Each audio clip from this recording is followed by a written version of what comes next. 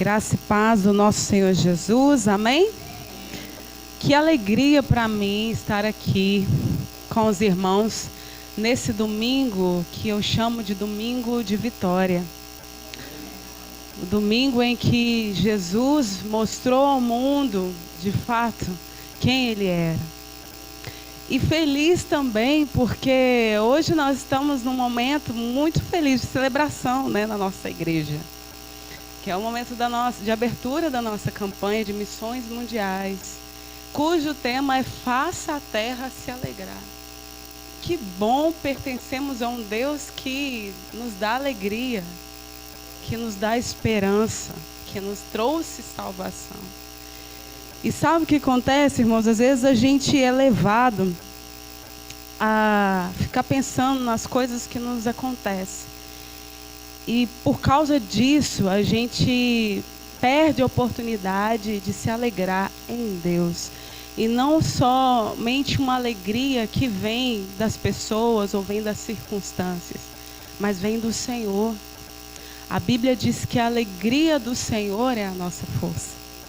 Então, antes de falar sobre isso, eu sempre brinco que quando eu vou nas igrejas, visitar as igrejas, eu sempre falo que missionário não prega, né? Missionário dá testemunho.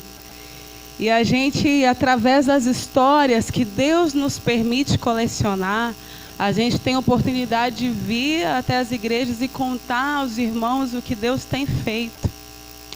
O que Deus pode fazer através da nossa vida, através da tua vida e apesar de nós. Né? Então, antes de compartilhar um texto da palavra de Deus, eu queria compartilhar com você, contar um pouco a história do que Deus fez comigo e com o povo senegalês, durante o tempo que Ele me levou para lá.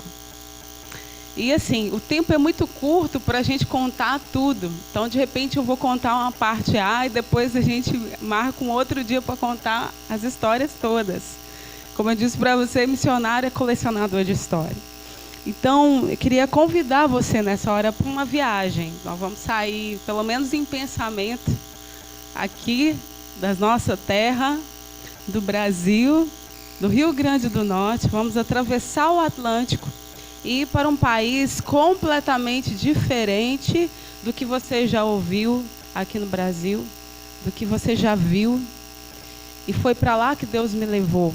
Então, queria pedir a ajuda do pastor, vamos ver se vai dar certo, da gente expor um pouquinho do que... Isso, do slide aí. Acho que tá... Talvez o André pode até ajudar melhor. Isso, amém, deu certo. Então, pode passar, pastor.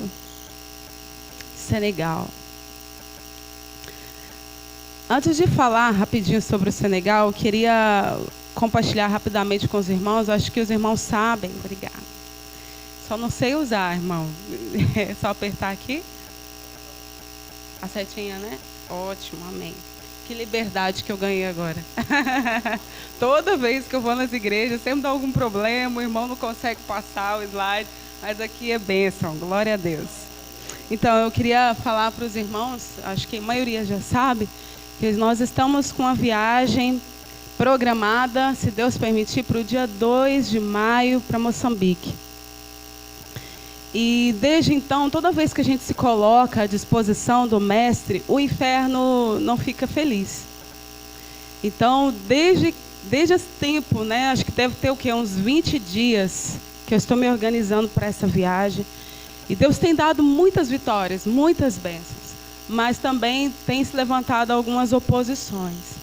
Né, algumas investidas, principalmente em relação à minha saúde. Então, ontem eu estava muito bem na correria, nos preparativos também para o evento que nós vamos ter agora na primeira semana, nessa próxima semana. E eu fui parar no hospital, era 8 horas da noite. E já comecei a pensar, acho que eu não sei se vai dar para estar com os irmãos lá na Ágape, compartilhando o que Deus quer de mim, né? E preocupada, eu até mandei uma mensagem para o pastor, eu estou aqui no hospital porque caiu um pequeno objeto dentro do meu ouvido E eu, assim, assustado, porque eu nunca tinha acontecido isso, nunca fui de ir ao médico, sempre tive uma saúde muito boa. Então, quando a gente precisa de ir ao médico, a gente já fica um pouco assustado, pensando, né, meu Deus, o que vai acontecer?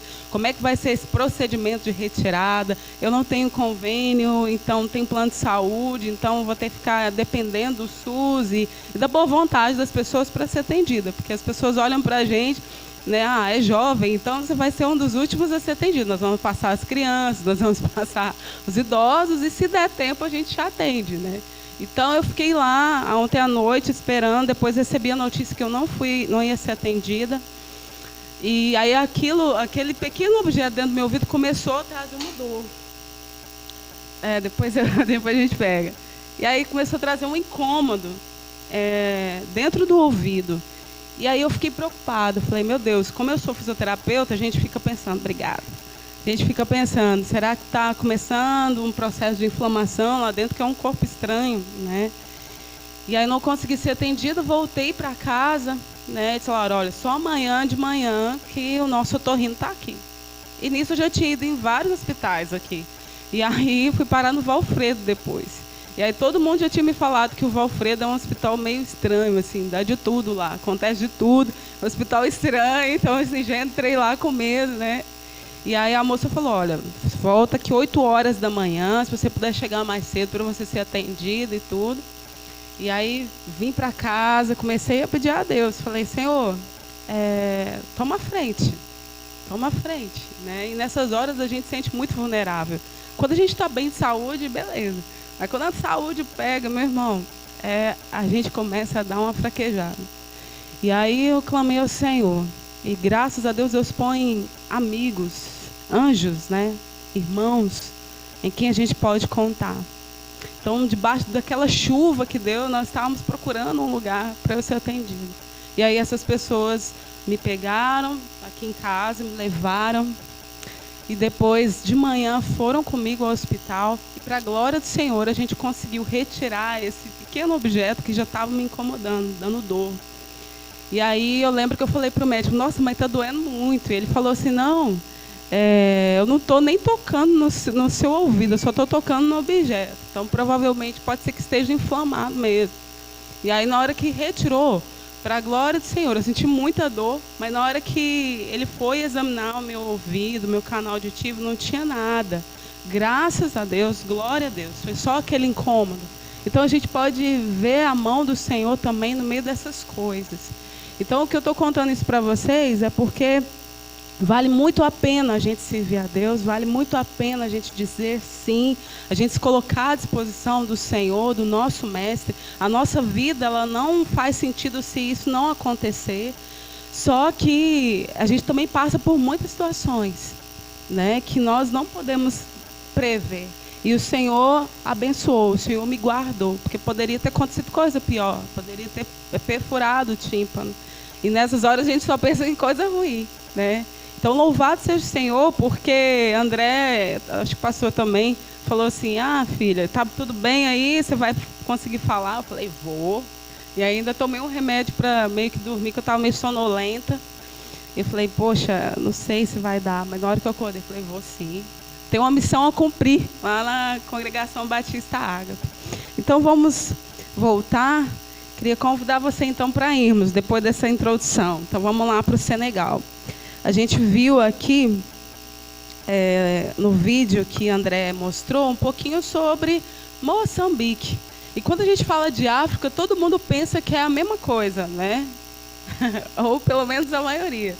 Já vê a gente com a roupa e tudo, e a gente pensa que é a mesma coisa. Mas não é.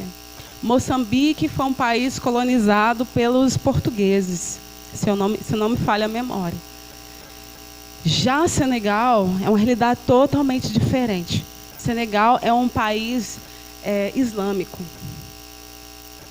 Isso significa que Jesus Cristo não é o Filho de Deus.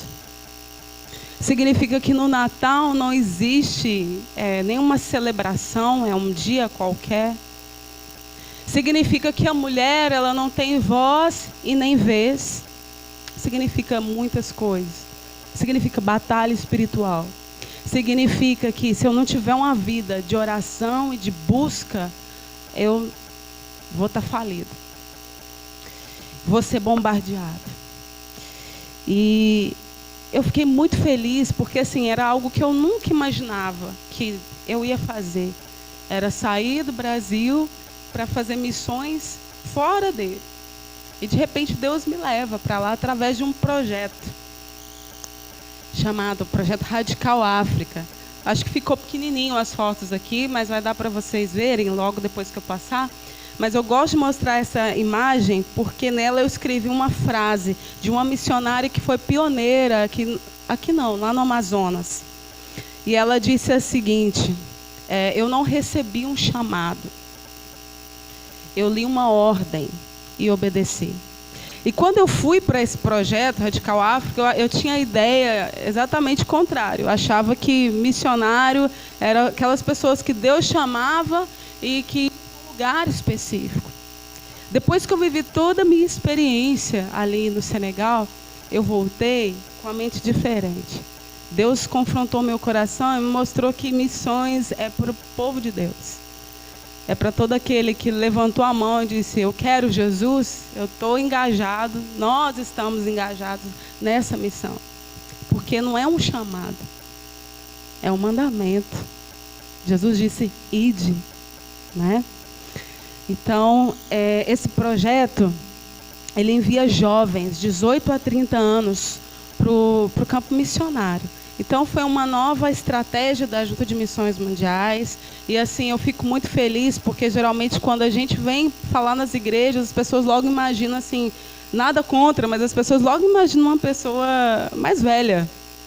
Aí, às vezes, quando a gente vai para falar, fala: nossa, teve até uma irmã assim, falou: nossa, eu imaginava, quando falou missionária, eu imaginava a irmã mais velha e tudo. Eu falei: não, irmã, Deus também chama as pessoas novas, né? Glória a Deus por isso. Então, esse projeto ele ainda continua na Junta de Missões Mundiais, sofreu algumas mudanças, mas, para a glória de Deus, ele continua ativo. Então, se de repente você conheceu um jovem, alguém, seu vizinho, alguém de outra igreja, que sente vontade de fazer missões fora do Brasil, então, é uma oportunidade maravilhosa de servir ao Senhor. Então, hoje nós temos o Radical África, que tem duração de 2 anos, o Luso Africano, 1 ano e 6 meses, o Radical Latino, 12 meses, o Radical Haiti, 18 meses, e atualmente foi criado o Radical Ásia, com duas etapas, né, de 24 meses, que dão ao todo 4 anos. Então, na minha época, quando eu participei, eu fui da turma do Radical África. Eu fui a 6ª turma do projeto. Então, no primeiro projeto, tinha duração de 4 anos. 1 ano de treinamento no Rio de Janeiro e 3 anos, então, na África. E quando nós saímos aqui do Brasil, eu tinha em mente que eu ia passar 6 meses no Senegal. Todas as turmas, elas tinham esse processo de passarem 6 meses no Senegal, para a gente aprender o francês, porque todos os países que nós éramos enviados eram colonizados e foram, né, colonizados pela França. Então, todos eles falavam francês e falam ainda hoje. Então, a gente precisava aprender. E o Senegal ele foi escolhido, então, pela Junta de Missões Mundiais como um ponto estratégico para a gente aprender e ter o contato, então, com as primeiras culturas, né, do africano. E só que assim, Deus muda, né, os planos. Nós saímos daqui do Brasil, essa turma bonita saiu daqui do Brasil com alguns países já escolhidos. E o Senegal não era um deles, assim, de país definitivo.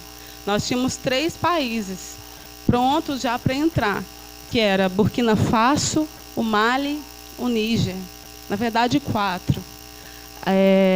Guiné-Bissau, Guiné-Conakry, na verdade. 4 equipes dentro dessa turma foi formada. E passaram-se os 6 meses lá no Senegal. A gente pensou: poxa, agora é a hora de nós conquistarmos de fato a terra que Deus havia preparado para a gente desde o Brasil, desde o tempo de treinamento lá no Rio de Janeiro. Só que aconteceu um problema, que para nós era um problema, mas para Deus já estava tudo em ordem, fazia parte do seu planejamento. A minha equipe, que ia para Guiné-Conakry, eu ia para essa equipe como líder de equipe. Nós tivemos um problema em que o país, naquela época, foi fechado por questões políticas. O país estava vivendo um momento de eleições e tudo mais, e estourou uma confusão lá na época. E nós, de forma que quem estava dentro não podia sair, e quem estava fora também não podia entrar. E aí passaram-se os 6 meses, a gente ficou pensando, meu Deus, o que a gente vai fazer? As outras equipes já estavam se arrumando para ir. E até então a gente sofreu bastante por aprender o francês, porque não é uma língua tão fácil. Às vezes pode até parecer, mas não era fácil. Então a gente estudava 8 horas por dia. Então nós praticamente passamos esse tempo no Senegal estudando. E aí, quando nós vimos, então, as equipes se arrumando para ir para os outros campos, a gente falou, Senhor, o que Tu queres de nós? A gente caminhou, a gente planejou, a gente se organizou, nos preparamos para ir para essa terra e, de repente, o Senhor fecha essa porta. O que o Senhor tem para a gente? E aí, a única orientação que nós recebemos da Junta de Missões Mundiais era para que nós orássemos. Porque era um tempo de oração, que eles também não sabiam para onde nós iríamos. E aí nós começamos a orar.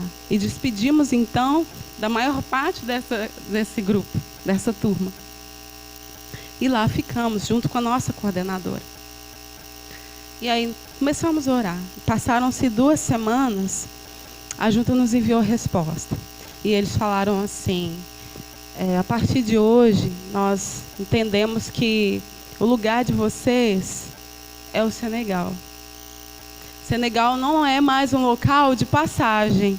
O Senegal vai ser um local onde Deus vai usar a vida de vocês. E a gente ficou surpreso com aquilo. Só que até então, onde nós estávamos, era na capital. Porque todos os nossos estudos, todos os recursos, digamos assim, mais importantes, estavam na capital. E depois a gente iria, então, ganhar um outro campo, um campo definitivo, chamado Kédougou. E aí, então, tudo mudou. Porque, na maior parte do Senegal, a língua falada é o francês. Só que não existe só o francês. Existem mais 36 línguas, vou colocar línguas aqui. Alguns são dialetos, mas outros são línguas, porque já tem uma escrita, uma gramática. Então, a gente fala que é língua. Então, 36 línguas diferentes, além do francês. Então, imagina você, né, caminhando. Para nós é algo assim, surreal. Que a gente não está acostumado, a gente só tem o português. Esse Brasil todo, do meu Deus. E aí você chega num país que é do tamanho do estado do Paraná. Se você puder depois procurar e pesquisar na internet, você vai ver. O Senegal ele é do tamanho do estado do Paraná, com uma pluralidade de línguas. Então, o nosso desafio primeiro era falar o francês. Mas o segundo era falar o Wolof, que era a língua materna deles, de 43% da população que estava na capital. Só que como nós não íamos ficar lá, então a gente não se dedicou tanto ao Wolof, né? Imaginávamos que íamos para outra terra. E aí quando recebemos essa notícia, a gente pensou, a gente tem mais uma segunda língua, um segundo desafio, né? Aprender uma língua. Porque quem fala francês somente foi quem foi educado, foi para a escola, então não tinha acesso. Né? Muita parte da população não era alfabetizada, então não tinha condições de falar com a gente. Né? Principalmente as mulheres e as crianças, menos favorecidas. Então, se eu quisesse alcançá-las, eu precisaria fazer o quê? Aprender a língua delas.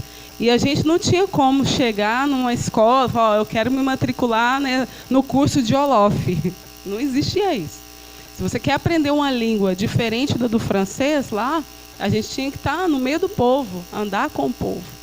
E quando a gente chega, um dos maiores desafios que nós encontramos como missionário é estar no meio do povo, que a gente sente com medo. principalmente num país onde 95% da população professa a fé islâmica. Então a gente escuta aqui no Brasil histórias horríveis a respeito do islamismo. Então a gente automaticamente quer se trancar, quer se fechar. E a nossa coordenadora sempre falava para a gente, olha, segura na mão de Deus e vai. Vocês vieram aqui para isso. A gente não pode esconder a luz e deixar a luz aqui dentro de casa. É hora de vocês saírem. E assim nós fizemos.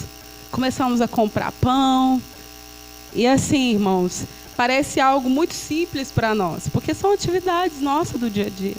Mas comprar pão, acredite em mim, comprar pão numa outra cultura é totalmente diferente, desafiador. A gente se sente como uma criança.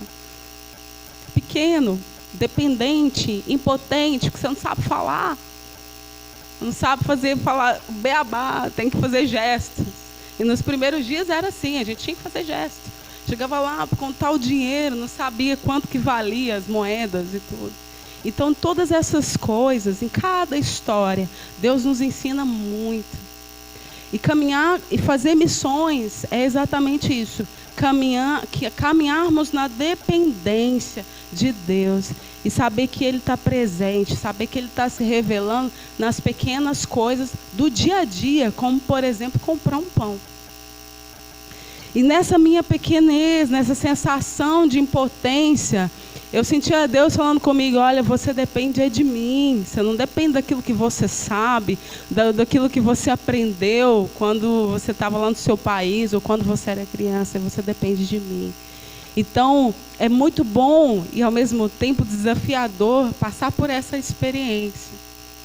E saber que assim, eu sou pequenininho, mas eu tenho um Deus muito grande, que cuida de tudo, de tudo, de tudo, de tudo. E resumindo, então, irmãos, no final de 6 meses, alguns com mais dificuldade, outros com menos, mas no final desses 6 meses, todos nós estávamos nos comunicando para a glória do Senhor. Nessa hora, Deus nos deu o dom de línguas mesmo, porque em 3 meses a gente conseguiu começar então a se comunicar com menos dificuldade, porque o nosso curso lá era de 3 meses, o curso de francês.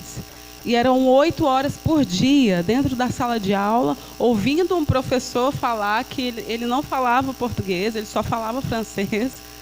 Então, não tinha como. Se eu quisesse me comunicar, eu tinha que usar gestos e depender do Espírito Santo de Deus para entender. Só que Deus é muito bom, porque quando Ele começa uma obra, Ele vai concluir, Ele vai fazer. E nós estávamos ali, não era por acaso. Então, tudo que Deus faz na nossa vida não é por acaso. E a gente precisa sempre estar na dependência, na submissão do Espírito de Deus, para a gente, então, começar a ver o Senhor agir. Que às vezes, senão Ele vai agir e a gente não vai perceber. E então, antes de chegarmos à nossa terra prometida, de fato, que foi o sul do Senegal, algumas coisas chamaram a minha atenção logo quando eu cheguei no país, e eu queria compartilhar essas coisas com vocês e pedir para que vocês, quando estiverem na casa de vocês, orem por isso, transformem essas minhas impressões em orações, porque essas impressões são motivos para a gente estar de joelho diante do Pai. Paulo, ele fala lá em Efésios, ele fala assim, por esta causa me coloco de joelhos diante do Pai. E aí ele vai falando quais são as causas. Então, essas impressões também são causas do nosso dobrar de joelhos. Então, a primeira coisa, quando eu cheguei no Senegal, que me tocou, que me impressionou, foi um som muito característico e era de madrugada. Lembro como se fosse hoje. Nós ouvimos esse som, nós tínhamos acabado de chegar no país, com bagagem, cansados, mais de 10 horas de voo.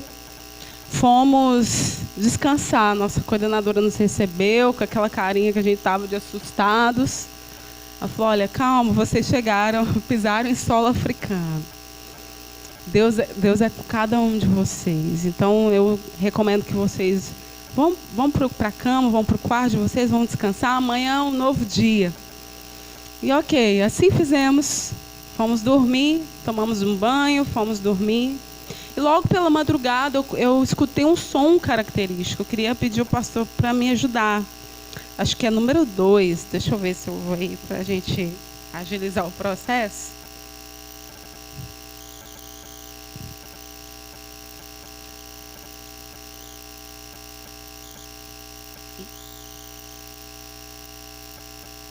É um som assim. Compartilhar com vocês esse som. Allahu Akbar,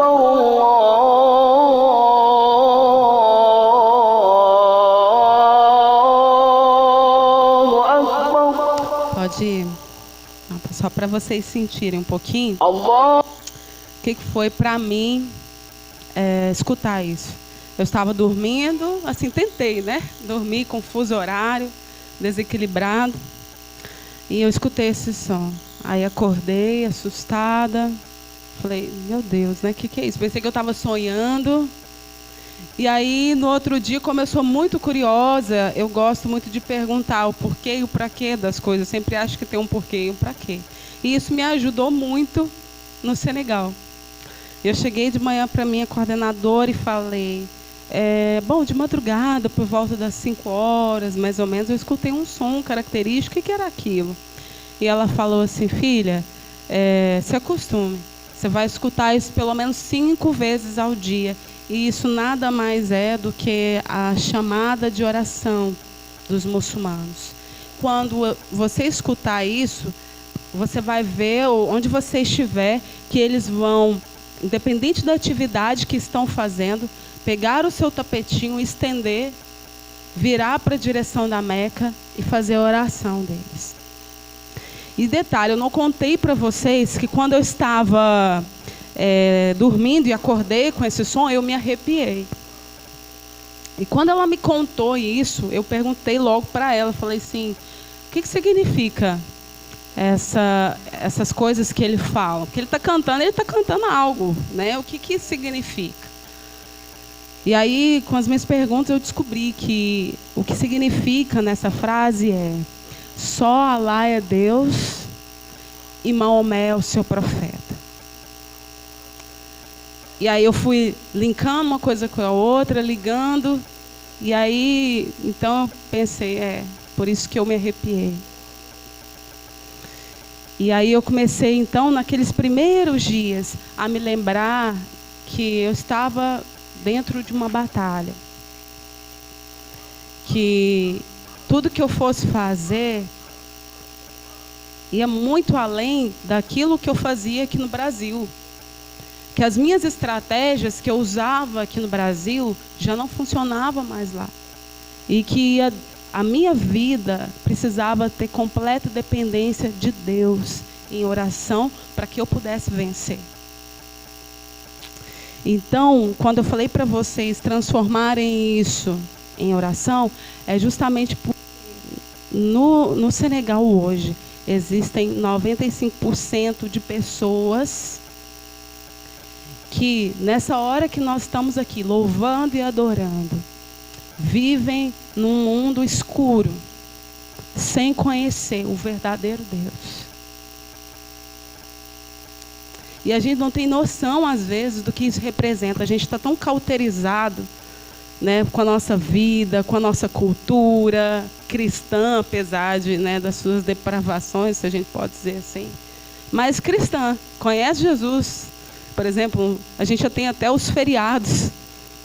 Lá não. Então, a gente sente na pele a opressão de estar num território onde Cristo não reina. Que Cristo não é o Senhor. E isso é muito sério. Então, existem missionários hoje, eu voltei, mas existem missionários que estão trabalhando lá hoje e que precisam também da nossa cobertura. Porque eles fazem trabalhos belíssimos lá, mas muitas vezes a gente se sente cansado. É um cansaço que a gente não consegue explicar e que é espiritual mesmo. E a gente precisa orar. Então hoje, quando você for para a sua casa, né, quando você estiver lá no seu quarto, interceda pelo Senegal. Há muito o que fazer ainda. E a segunda coisa, a segunda impressão que eu queria falar com vocês é sobre os talibês. Os talibês, na linguagem deles, significa, na nossa linguagem, né, significa discípulo. E era muito comum, logo quando eu cheguei, eu ver crianças, um monte de crianças tais como essa daqui, na rua. Principalmente do sexo masculino. E eu falava, gente, que tanto de criança é essa? Deve ter algum motivo, não é só porque é criança. Tem que ter uma razão dessas crianças estar aqui. Toda vez que a gente saía na rua, essas crianças, assim, faltava derrubar a gente. Elas chegavam próximos de nós, começavam a cantar com uma latinha, batendo uma latinha, assim, com umas moedinhas dentro. E eu ficava assim, gente, o que é isso? Até que um dia eu parei para perguntar. Falei, quem são essas crianças? E a minha coordenadora respondeu, são os talibês. E eu queria contar um pouquinho da história deles, mas por uma questão de tempo, eu vou passar um vídeo que vai resumir para vocês o que são essas crianças. Mas, assim, em poucas palavras, eu posso dizer que são crianças que saem do interior com a missão de decorar o Alcorão. E elas vão para uma escola, os seus pais simplesmente doam essas crianças porque eles não têm condições financeiras de cuidar delas e muito menos educá-las dentro da educação alcorânica. Então, eles levam essas crianças para a capital, entregam essas crianças para um chefe, e esse chefe é chamado de marabu, que significa mestre, e ele tem, então, a obrigação e a responsabilidade de cuidar, entre aspas, dessas crianças. E por que é entre aspas? Porque ele não é o cuidado que a gente está imaginando. Eles são carrascos. E é assim, precisa decorar o Alcorão. Se não decora, as crianças apanham, na verdade. São espancadas. Então, deixa eu mostrar o vídeo. É melhor ver do que ficar falando. Pode passar. Não sei se vai achar. Vem de novo.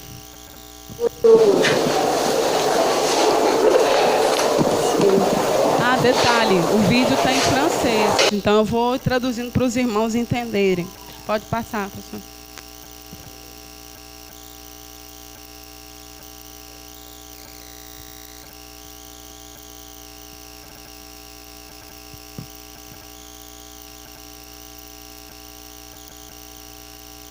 Apprendre le Coran, c'est mieux pour notre avenir. Aprender o Alcorão é melhor para o nosso En général, c'est futuro. les talibés. Dá pausa, pastor. Leur père vient de donner le marabout Pausa para eu... pour qu'ils puissent apprendre le Coran. Ele está falando, aprender o Alcorão é a melhor coisa para o nosso futuro. Quando a gente aprende o Alcorão, preste atenção no que ele vai falar. Quando a gente aprende o Alcorão, Deus fica contente. Mas quando não aprendemos, Deus fica bravo. Pode passar. Quand tu apprends, Dieu il est content. Mais quand tu n'apprends pas, Dieu il est méchant. La chose bon par là, c'est apprendre le Coran mieux et faire une prière. Quand tu fais ça, le marabout. Ele está falando das escolas alcorânicas, que ele fala que é uma das melhores coisas da escola alcorânica, que é para onde eles são levados. A melhor coisa de lá é porque lá a gente aprende o Alcorão e a gente faz as orações. Pode passar. Il est content, mais quand tu es turbulent, tu parles et tu n'apprends pas, le marabout va te frapper et te donner une punition. Pode dar pausa. Ele fala assim, é muito bom estar lá, mas só que se a gente fizer bagunça, se a gente não aprender, o marabu vem e nos dá uma punição. Pode passar? Et la punition, qu'est-ce que c'est? Aí o repórter La punition. pergunta, qual que é a punição? Qual que é o castigo? C'est on prend un chien, le chien du chien, et on le met ici. Et on... Eles pegam, uma das punições eles pegam uma coleira de cachorro e prendem no meu pé, meu tornozelo. Attache. E amarram. On attache. Regarde, c'est ça. On le met, c'est ça. Aí ele está demonstrando, né? Tu comprends? Et on le met ici. On le met ici. Jusqu'à demain matin. Até Ça, c'est moi. J'ai plongé la neige. J'ai ça. Pausa. Aí ele tá falando, eu fico lá até outro dia. E aí ele mostra, esse sou eu. Eu tenho as marcas, mostra no pé dele. Já aconteceu comigo, né? Pode passar. J'ai ça et ça. Me dis son nom et ça.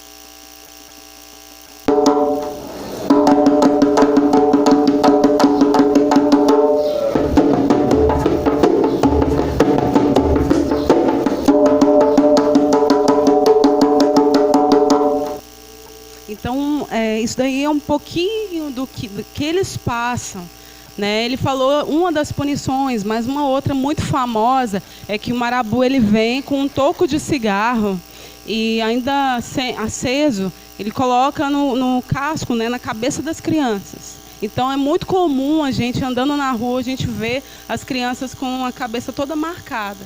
Isso só acontece com as crianças que não têm condições, crianças pobres. E assim, talvez a mãe que deixou a criança com esse marabu acha que ela está sendo muito bem cuidada ou muito bem tratada. Mas não é isso que acontece. E assim, todos os dias, essas crianças transitam as ruas e assim, virou algo muito normal. Ninguém faz nada, ninguém... né? Não, elas estão aprendendo o Alcorão, mas na verdade elas estão sendo exploradas, né? Então elas vão para as ruas, essa latinha que vocês estão vendo, é porque elas pedem dinheiro. Então, se elas chegarem lá na escola alcorânica sem dinheiro, elas também vão apanhar. Porque, é a obrigação delas também trazer alguma coisa para a escola alcorânica. Então, é esse um dos milhões de contextos que a gente vê no Senegal. Então, eu queria pedir também para você orar por isto, em relação ao Senegal, porque existem muitos também missionários que fazem projetos pontuais, né, específicos para os talibês. Só que, assim, às vezes a gente se sente meio que pequeno, porque eles ficam nas escolas alcorânicas todos os dias. E aí a gente, às vezes, tem um dia para falar com eles ou compartilhar do evangelho com eles. Aí a gente meio que se sente assim, perdendo. É um jogo, poxa, né, ela passa 5 dias decorando, falando todo o Alcorão, e a gente só tem um dia. Senhor, né? Se a gente for pensar na lógica humana, assim, nunca que essas crianças vão entender a mensagem. Mas para Deus não tem nada difícil. Então Ele nos chama, manda a gente fazer e a gente faz, né? Então, resumindo, queridos, isso é um pouquinho da história do Senegal. E como eu disse para vocês, eu fui para Kédougou, que isso aí acontecia na região de Dakar, que era a capital. Quando a gente chega em Kédougou, é uma outra realidade. Não existe mais os talibês, eles ficaram lá. E só para vocês terem uma noção, eu estava mais ou menos a 14 horas da capital. Isso significa que eu estava longe de posto de saúde, eu estava longe de todos os recursos. E a nossa única preocupação era o seguinte: se a gente ficasse doente, como é que ia ser? Só que Deus foi tão fiel, mas tão fiel, que ninguém da minha equipe ficou doente. Ninguém, sabe o que é ninguém pegou malária? Porque pelo menos eu, né, já vi, todo missionário que vai para a África sempre tem uma história de malária para contar no meio. E Deus assim nos preservou durante esses 3 anos que nós ficamos lá. Eu não peguei nenhuma malária. A única coisa que eu peguei foi uma intoxicação alimentar, porque eu comi numa casa de uma senhorinha lá, uma comida, mas assim, né, 5 dias ali vomitando e tal, mas assim, nada que fosse tão grave, né? Então a gente vê em tudo isto o cuidado do Senhor. Mas quando a gente foi, a gente ficou pensando, falou, Senhor, como é que a gente vai fazer? Outra coisa, o projeto radical, ele, assim, a base dele é exatamente dar suporte para o trabalho de um missionário que vai ficar lá por muito tempo. Porque a gente, no final dos 3 anos, a gente tem que voltar para o Brasil. Só que o que acontece? Quedugu era um local que não tinha missionário, não tinha igreja, não tinha pastor, não tinha nada. Então nós recebemos esse desafio. E aí talvez a gente olhando para o mapa e olhando para as coisas, a gente fala assim, meu Deus, que estratégia é essa da JMR? E até os missionários que ficavam na região ali de Dakar, que é a capital, eles falavam assim, mas gente, vocês vão para lá fazer o quê? Né? A gente tem um monte de trabalho aqui, vocês podiam ajudar a gente, ser parceiro com a gente, aí a junta leva vocês para lá. A gente não está entendendo isso. E a princípio, irmãos, a gente foi tentado, eu falo a gente, porque eu e minha equipe, nós fomos tentados também a ficar desanimados, pensar, poxa, se eles que são missionários já conhecem o país há muito tempo, estão falando isso, o que a gente vai fazer lá, realmente? Né? Acho que a junta errou, né, nessa estratégia de levar a gente. Só que Deus queria levar uma mensagem para o povo de Quedugu, e Ele queria usar a nossa vida. Porque se a gente for ficar pensando nisso, a gente não vai fazer o trabalho. E existiam pessoas lá que precisavam entrar em contato conosco. E principalmente nós precisávamos viver experiências com Deus em Quedugu. Porque nós cremos o seguinte, que quando Deus chama a gente para um lugar, Ele já chegou lá há muito tempo. Deus já está lá há muito tempo, desde o início da história dessa cidade. Mesmo que o povo ainda não tenha se rendido, nós cremos na soberania de Deus.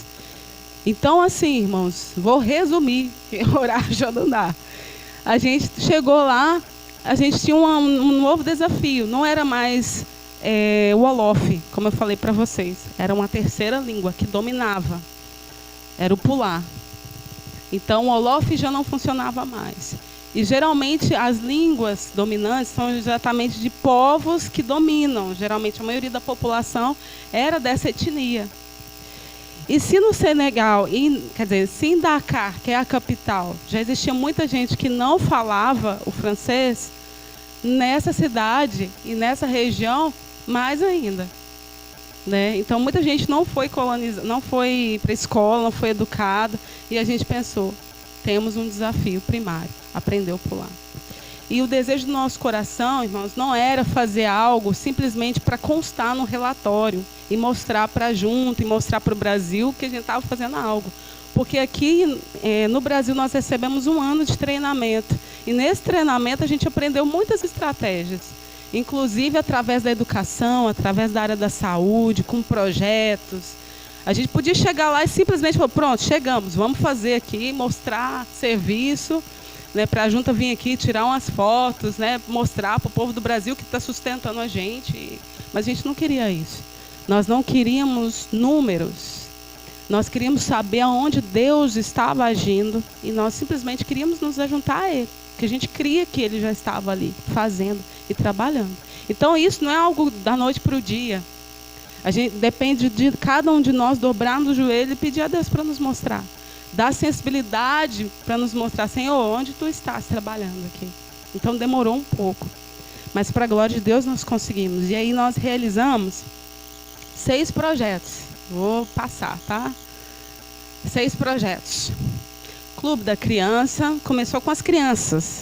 E aí talvez você pense, novidade, porque criança, sempre tem criança lá. E assim, se você não tiver nada para fazer, comece com as crianças. Mas não foi assim com a gente.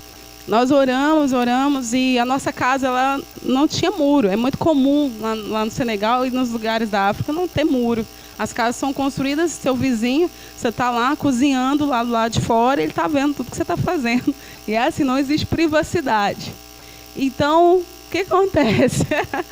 As crianças começavam a vir, que a gente era novidade, né? Um lugar pequeno, não tinha muita coisa para fazer. E aí a gente é novidade, o gringo vira novidade. Então, elas começaram a vir. E a gente começou a reparar nisso. Pô, essas crianças estão vindo até nós. Deus está dando essas crianças para a gente. A gente não pode simplesmente deixar passar a oportunidade de passar. E aí pensamos, vamos fazer alguma coisa. E eu, particularmente, não tenho muito dom com criança, tá, irmãos? Não se espante, porque às vezes a gente acha que todo missionário, mulher principalmente, tem que trabalhar com criança. E eu não tenho não tinha, né? A gente fala não tinha, porque quando Deus quer usar, Ele usa a gente em qualquer área. E eu não tinha isso. Então, sempre gostei das crianças, mas eu servia como que mãe, não como tia, que vai alegrar, que vai ajudar. E aí, a gente desenvolveu, então, o primeiro projeto, que era o Clube das Crianças. E, a princípio, ele funcionava no quintal da nossa casa. E a gente ia muito tímido, começava a contar algumas historinhas morais, mas nós morríamos de medo de que algum pai, né, muçulmano, chegasse até nós e nos abordasse, ou fizesse nos parar, ou mesmo nos perseguisse, porque já aconteceu essas histórias.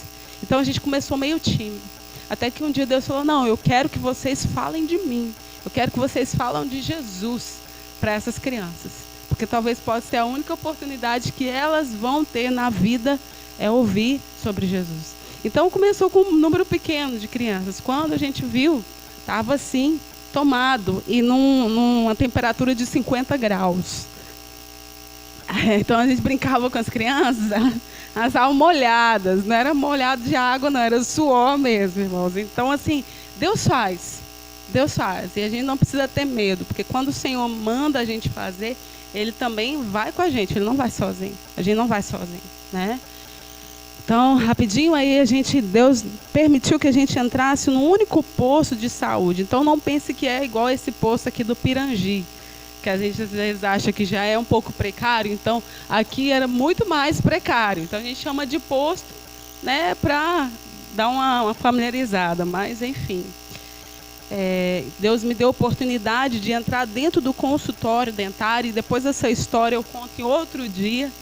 Mas só para os irmãos verem o que Deus fez através de nós, né? E apesar de nós. Mas lembre que eu falei que o Senegal é um país machista. Então a mulher ela não tem voz nem vez. E mesmo assim, Deus nos abençoou e abriu portas para que a gente estivesse no meio do povo. No meio de um lugar onde os homens prevaleciam. Porque Deus, quando Ele quer, Ele faz assim. E a gente precisa entender isso. Né? E o que eu quero dizer para você que a gente não deve ter medo. Não temas. Eu não sei, talvez na sua cabeça você pense assim, mas eu não tenho chamado. Ah, não, o missionário é aquele que vai para longe, que vai para a África, que vai fazer alguma coisa lá. Eu não tenho. Não existe isso, meu querido.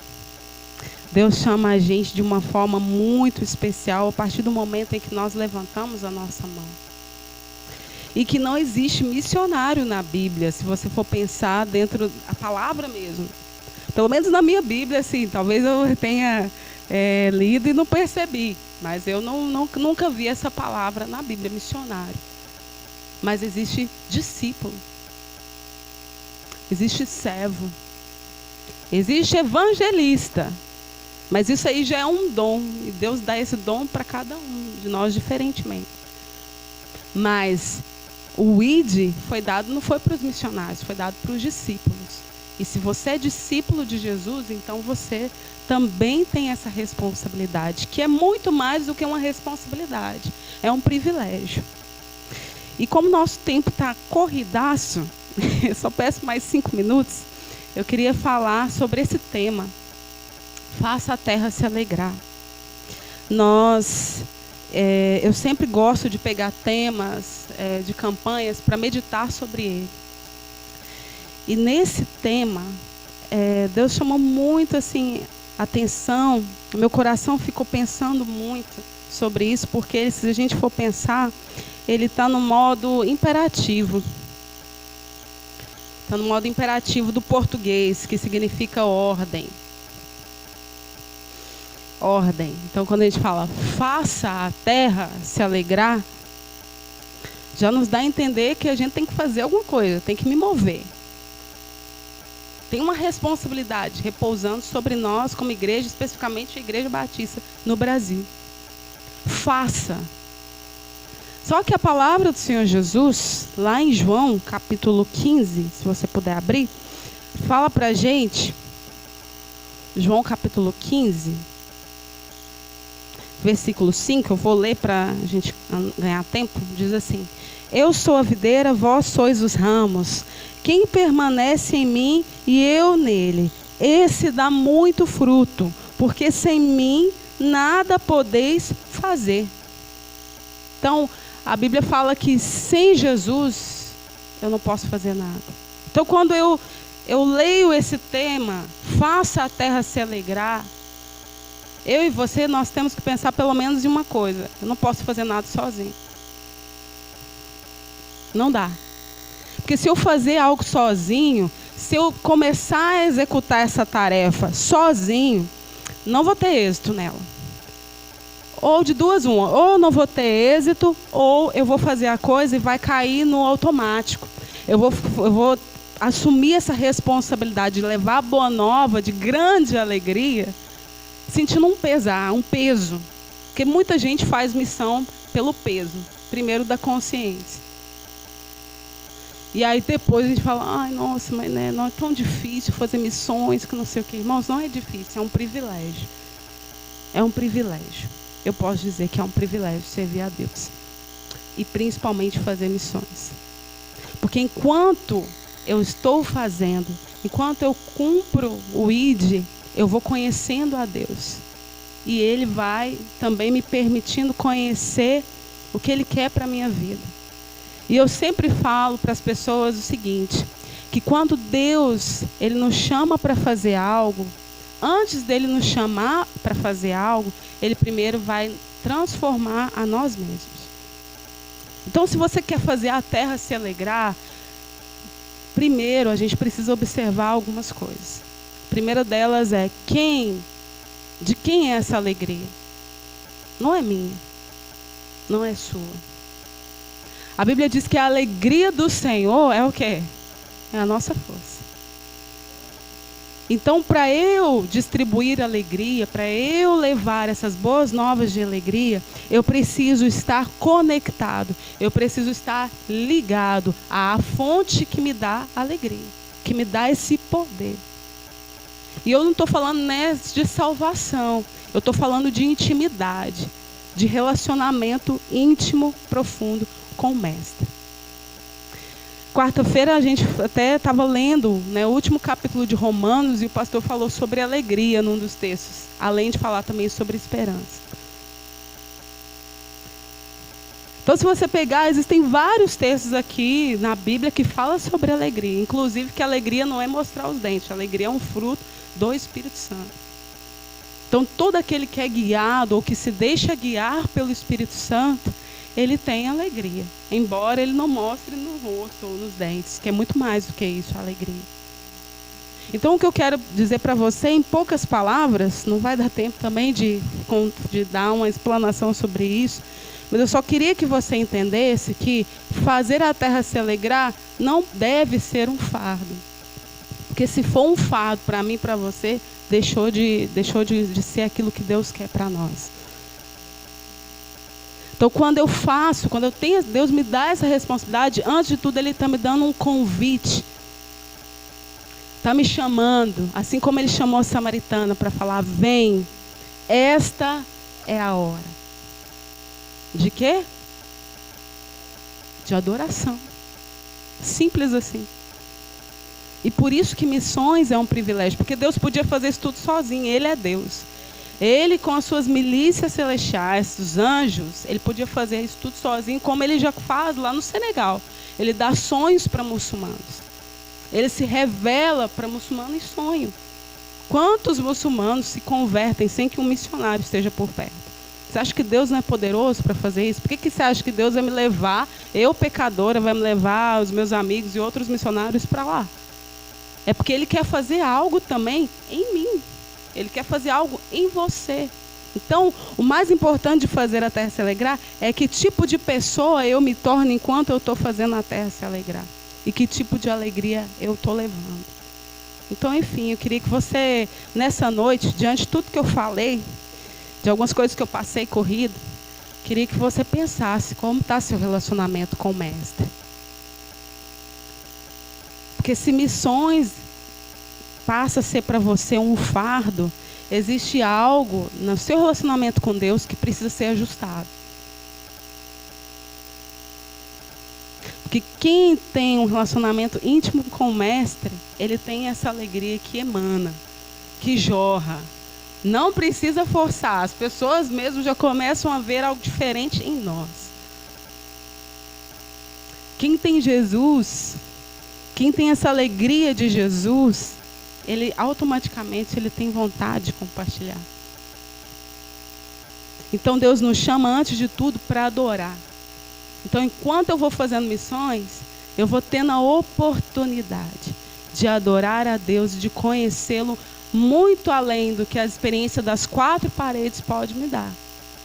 Então Deus está convidando a mim, mas Ele convida você também.